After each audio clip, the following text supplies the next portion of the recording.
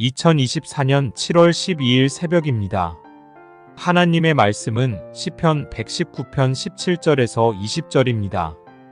주의 종을 후대하여 살게 하소서. 그리하시면 주의 말씀을 지키리이다. 내 눈을 열어서 주의 율법에서 놀라운 것을 보게 하소서. 나는 땅에서 나그네가 되었사오니 주의 계명들을 내게 숨기지 마소서. 주의 규례들을 항상 사모함으로 내 마음이 상하나이다. 하나님 말씀을 증거하겠습니다. 그림을 우리가 이렇게 볼 때에 작품 같은 거, 예술 작품이라고 합시다. 모든 사람들이 그 그림의 깊이를 다 보는 것은 아니죠. 똑같은 그림을 봐도 어떤 사람은 이렇게 깊이 봐요, 깊이. 색감이나 느낌, 작가의 그런 표현 의도가 있겠죠. 그러면서 감탄하고 놀라기도 합니다. 근데 우리 같은 사람은요, 특별히 저 같은 사람은 그냥 잘 그렸네 그래요. 저는 그림 잘 못 보거든요. 저게 10억이라고 내가 볼 때는 별것 아닌데 이렇게 대충 보는 거죠. 모나리자 이렇게 그림을 보게 되면 그 뒤쪽 부분은 앞쪽과 다르게 색을 옅게 칠했다고 합니다. 전 잘 모르겠는데 그래서 그렇게 하는 이유가 이 거리감을 나타내기 이제 위해서라고 하는 거죠. 저 같은 사람은요, 그냥 이렇게 느낌으로 원근감을 느끼지 구체적으로 색감을 그렇게 표현해 가지고 그렇다 이런 것들을 잘 모른다라고 하는 것입니다. 나의 문화유산 답사기를 쓴 그 유용준 교수님, 그러니까 이분이 있는데 이분이 1박 2일에 이제 출연해 가지고 경복궁에 대해서 설명을 해주는 것을 이렇게 본 적이 있습니다. 저도 이렇게 경복궁에 많이 가봤거든요. 근데 이렇게 설명을 듣고 보니까 야, 그런 게 있었나 싶은 것도 정말 많고 또 의미가 있는 그런 조각들, 경복궁에 여러 가지 많은 조각들, 또 그 다음에 이런 건물들이 많이 있지 않습니까? 그래서 새롭게 알게 되는 것이 많다라고 하는 것이죠. 야, 그렇구나. 그런 의미가 있었구나. 설명을 이렇게 들으면서 보니까 더 풍성해지고 이 지적인 기쁨을 얻게 되었다라고 하는 것입니다. 오늘 본문 18절에 보게 되면 이렇게 나오죠. 내 눈을 열어서 주의 율법에서, 그러니까 주의 말씀에서 놀라운 것을 보게 하소서. 왜냐하면 그 성경의 저자는요, 성령님이십니다. 우리 지식으로만 보게 되면 그래서 성경이 제대로 봐질 리가 없죠. 그냥 우리에게 주는 교훈 정도 아니면 위로 정도 이 정도로 우리가 끝날 것입니다.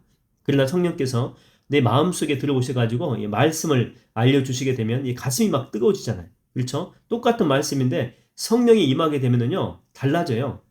막 감동이 되고 말씀의 강력한 임재가 내 안에 살아 역사하게 된다라고 하는 것입니다. 2000년 전에 선포된 그 말씀이 그 사람에게만 선포된 것이 아니다라고 하는 거죠.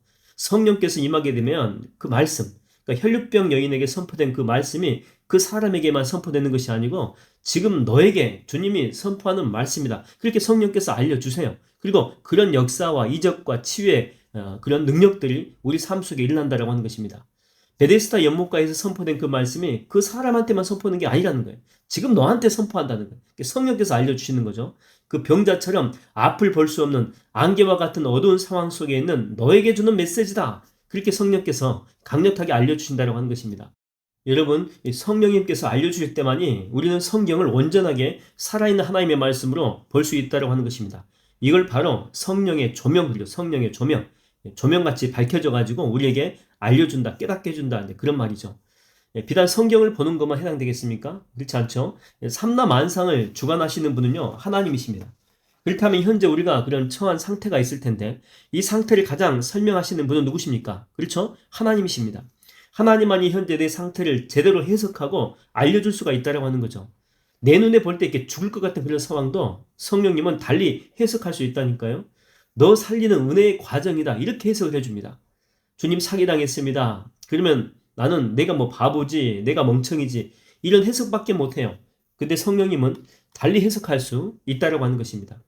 혹시 여러분 가운데 나에게 해석이 필요한 그런 상황이 있습니까? 나는 납득이 전혀 안 되는, 그래서 하나님께 이렇게 묻고 싶은 그런 삶의 문제들이 있을 거라고 생각이 됩니다. 그렇다면 여러분 주님한테 한번 진짜 물어보세요. 간절히 물어보세요. 오늘 새벽에 정말 주님께서 여러분 가운데 적절한 답을 해 주실 줄로 믿습니다. 구약학의 교수님이 한 분 계셨는데 그분 이제 강의를 들었는데 그분이 이런 고백을 한 적이 있습니다. 제가 성경을 제대로 보고 가르치기 시작한 것은 불과 3년도 안 됩니다. 이렇게 고백을 합니다.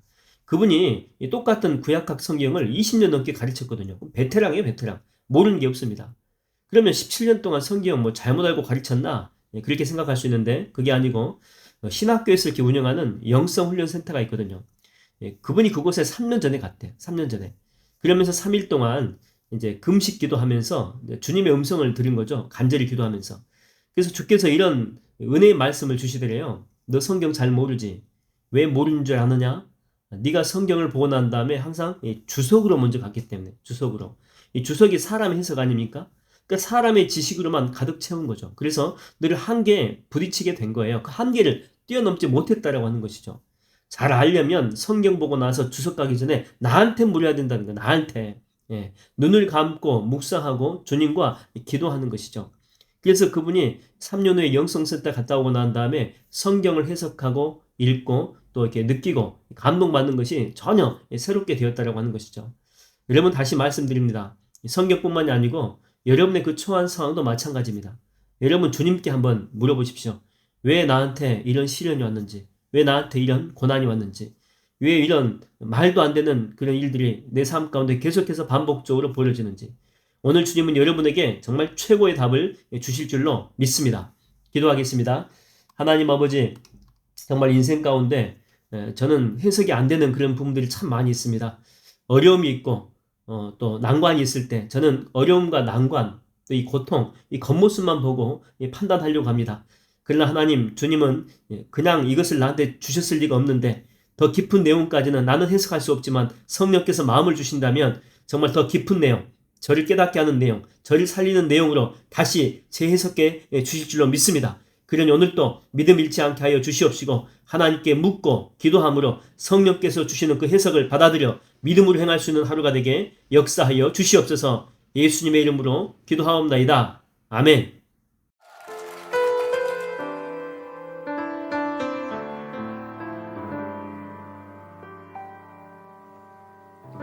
무한 시절 지날 때 깊은 한숨 내쉴 때 그런 풍경 보시며 단식하는 분 있네. 고와 같이 너희를 버려두지 않으리. 내가 너희와 영원히 함께하리라. 성령이 오셨네.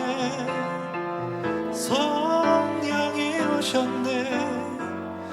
내 주에 보내신 성령이 오셨네. 우리 인생 가운데 진이 찾아오셔서 그 나라 꿈꾸게 하시네. 억눌린 자 갇힌 자 자유함이 없는 자 피난처가 되시는 성령님 계시네. 주의 영이 계신 곳에 참 자유가 있다네. 진리의 영이신 성령이 오셨네. 성령이 오셨네. 성령이 오셨네. 내 주에 보내신 성령이 오셨네. 우리 인생 가운데 진이 찾아오셔서 그 나라 꿈꾸게 하시네. 성령이 오셨네. 성령이 오셨네. 내 주에 보내신 성령이 오셨네. 우리 인생 가운데 진이 찾아오셔서 그 나라 꿈꾸게 하시네. 그 나라 꿈꾸게